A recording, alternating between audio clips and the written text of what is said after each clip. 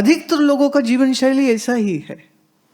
बहुत थोड़े से लोग होंगे जो सही में अपने जीवन को जीने की कला सीख लेते हैं।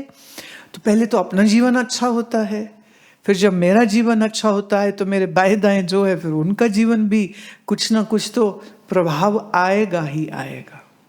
और नहीं भी आए, कम से कम आपका जीवन तो अच्छा है ना। तुम्हारे मन में गुस्सा नहीं है, तुम्हारे मन में किसी के लिए द्वेष नहीं है, तुम्हारे मन में किसी के लिए ईर्ष्या नहीं है, तो आपके मन में जलाहट नहीं है, आप नहीं जलोगे, आप खुश रहोगे। जब आप खुश रहोगे तो सही बात तो यह है आपका शरीर भी ठीक रहेगा।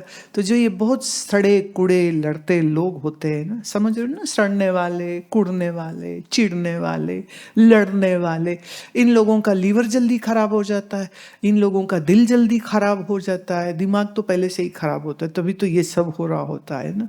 तो जब आप सड़ना, कुड़ना, लड़ना, चिढ़ना छोड़ देते हो तो क्या होगा? तो ये होगा, तुम्हारा दिल भी खुश रहेगा, तुम्हारा दिमाग भी खुश रहेगा और तुम्हारा लीवर भी ठीक रहेगा। और जब लीवर ठीक रहेगा तो आपका क्रोध अपने आप से नियंत्रित हो जाएगा। कभी कभी हम इसको ऐसे देखते हैं, आयुर्वेद में और चाइनीज एक्यूपंक्चर में वो कहते हैं अगर किसी को बहुत ज्यादा क्रोध आ रहा है तो संभव है कि उसका लीवर चैनल ठीक नहीं, लीवर हीटेड। ये एक्यूपंक्चर की भाषा है कि अगर लीवर ठीक नहीं है तो क्रोध ज्यादा आएगा। अगर दिल के जो सिस्टम है, जो मनोवाही स्रोत हैं, अगर वो अवरोध है तो वो व्यक्ति दुखी, उदास रहता रहे। अब उसका क्या इलाज? उसका इलाज है ना, तो ये लोग नीडल से, एक्यूपंक्चर से ठीक करते हैं। और अजीब चीज ये है कि हम तो मतलब सैकड़ों ऐसे केस देख रही हूँ, बहुत गुस्सा खाने वाले लोग, और फिर जब उनका ट्रीटमेंट शुरू होता है और साथ में वो आयुर्वेदिक दवा ले रहे होते हैं और सुबह शाम आसन प्राणायाम चल रहा होता है, तो धीरे धीरे वो जो फुंकारे नहीं मार रहे थे तो थोड़े फुंकारे कम हो जाए। फुंकार समझते हो ना, सांप मारता ना, सांप मारता फुंकारा बड़ा भयंकर होता है उसका। तो एक तो ये सांप काटता है, एक है सांप फुंकारे मारता है। तो जो काटने वाले हैं ना, पहले तो थोड़ा काटना कम करेंगे, फिर धीरे धीरे फुंकार कम हो जाएगी, फिर धीरे धीरे करते करते खुद को भी तो अच्छा लगता है ना। जब अंदर क्रोध नहीं होगा तो खुद को भी तो अच्छा लगता है। तो फिर धीरे धीरे धीरे धीरे धीरे धीरे दूसरों को भी क्षमा कर पाता है और अपने आप को भी क्षमा कर पाता है। See, when we are ignorant, when we are not aware, when we are not knowledgeable about the functioning of our own mind, then it is possible that our mind will behave in a very, very wacko way. Meaning it might get too angry, it might get too depressive, it might get too agitated. Have you seen people who can't do one job for a long time? They'll keep on switching jobs. Have you seen people who can't be in a relationship for long? They keep on changing their girlfriends and boyfriends and husbands and wives. Then you might have seen people who can't sit still. They'll keep on moving either their toes or fingers or eyes or shoulders or head is always moving. Why? Because their mind is moving. Their mind is disturbed, hence their body is disturbed. Their mind is agitated, hence their body is agitated. Because their liver channels are obstructed, hence they will have too much of anger. When their heart channels, as per the acupuncture, if those are stagnated, then the person will have lot of grief in their mind, and they always have a long list of what happened wrong with me. You just sit with them. They can give you million of stories, how they were ditched, how they were deceived, how they never found a true friend, how nobody understands them, how their father was bad, mother was bad, wife was bad, children were bad, neighborhood was bad, everything is bad, the whole wide world is bad. They have like walking grudge boxes. They have so much of grudge. If you find these kind of emotions on big display, know this: the person's body is not functioning well, and for sure the person's mind is not functioning well. It's hard to change these bad habits of being sorrowful, or being depressive, or being angry, or being switching on to things and objects and people, and even sometimes homes. They're changing their homes. In America, they say in one lifetime they'll at least move 8 times. 8 times. And in India, we have 8 generations living in one place. And they will make 8 changes in their houses. Now they like Manhattan, now they don't. Now they move into, they call it school districts. They'll move into that when their education required. Then they'll move because of job. Then they'll move, like Seattle, too much rain. New York, too much snow. California, too much heat, scarcity of water. Florida, let's go Florida. Florida, no good. Why? Too much rain, hurricanes are there. And every time they name the hurricane with the female name.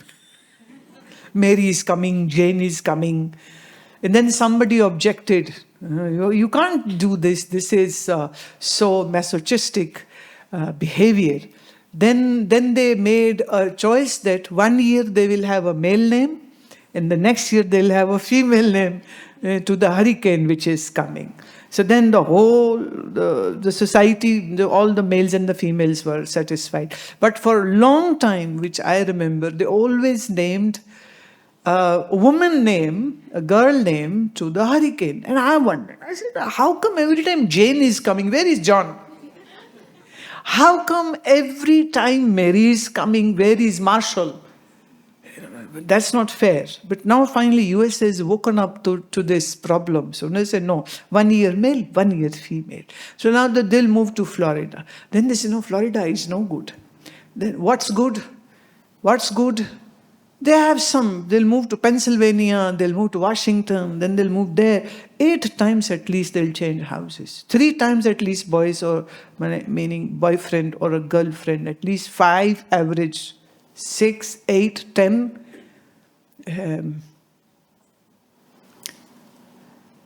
Why so much change? And then they say change is good. Who says?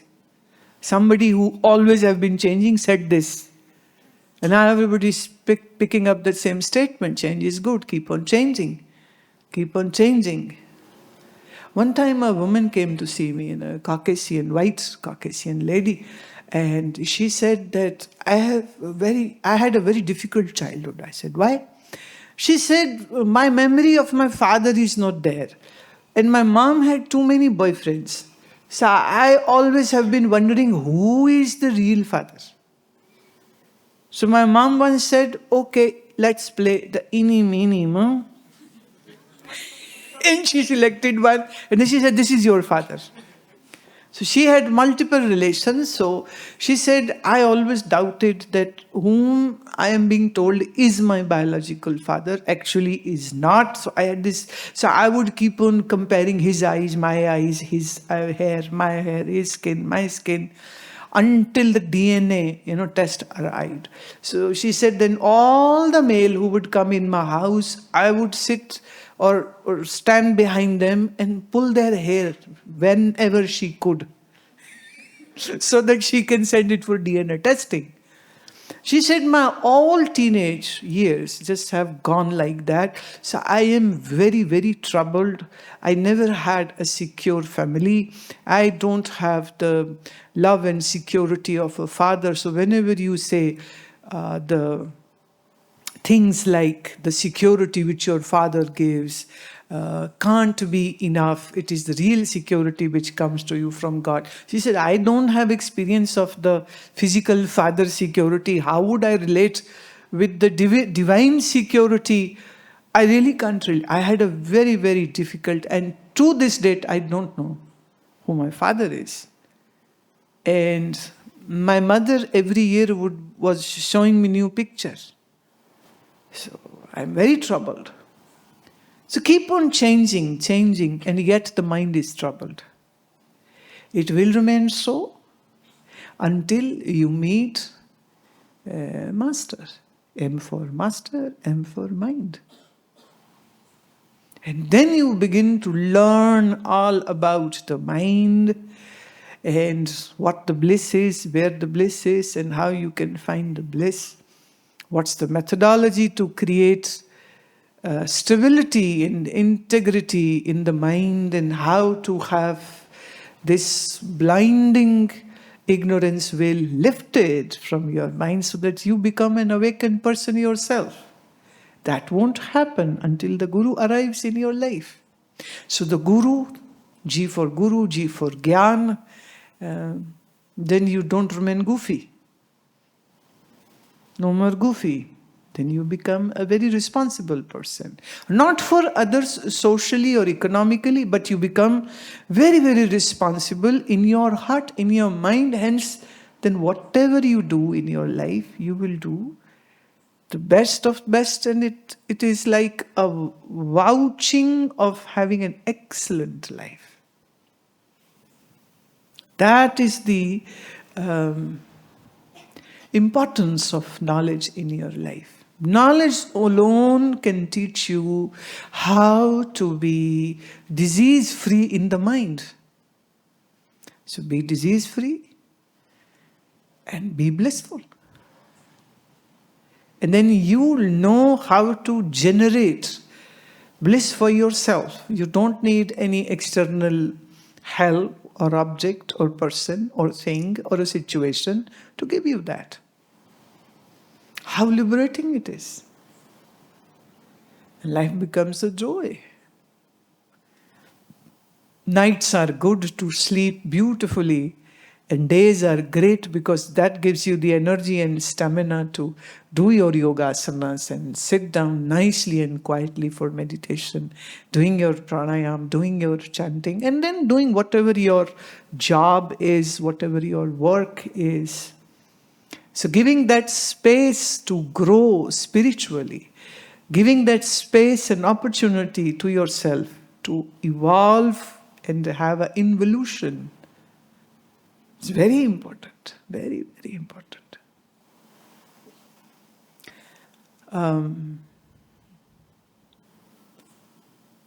So lucky are those who have this opportunity.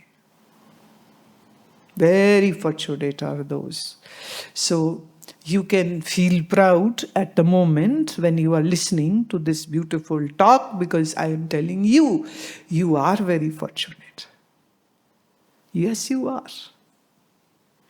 You are a very, very fortunate person, and you have a good karma with you, which is providing you with these opportunities. So never ever condemn yourself, never ever be sad for this or that. Always look for chance to create more light, beauty, laughter, joy, music around you. And I believe every human has a right to have this kind of life. Prepared to die, and whenever the death happens, the death becomes not a reason for mourning, but becomes a reason for celebration. As I was saying, the person who was in his last stage, the person who was being treated for cancer, and he knew it that in days he's just going to go.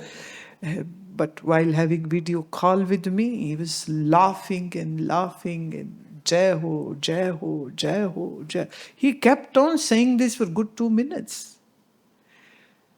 And I was laughing and seeing his laughing face. He was a very fair and very handsome man.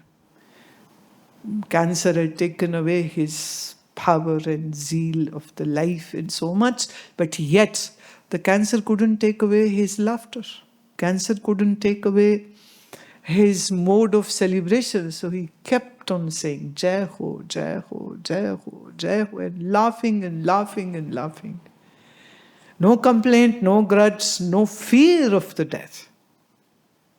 So this morning when I was given the news that last night he passed away, well, I said that was going to happen. And he was ready for that. So ready for that. तो जियो तो ऐसे जियो कि सब कुछ तुम्हारा है, और मरो तो ऐसे मरो कुछ भी हमारा नहीं. जियो तो ऐसे जियो कि सब कुछ हमारा है, और मरो तो ऐसे मरो कि कुछ भी हमारा नहीं. बात ही खत्म. खल्लास. मराठी, राइट? खल्लास. फिनितो, स्पेनिश. फिनिश्ड, अंग्रेजी. मुक गया, पंजाबी. खत्म हो गया, हिंदी. भोग पै गया, फिर पंजाबी.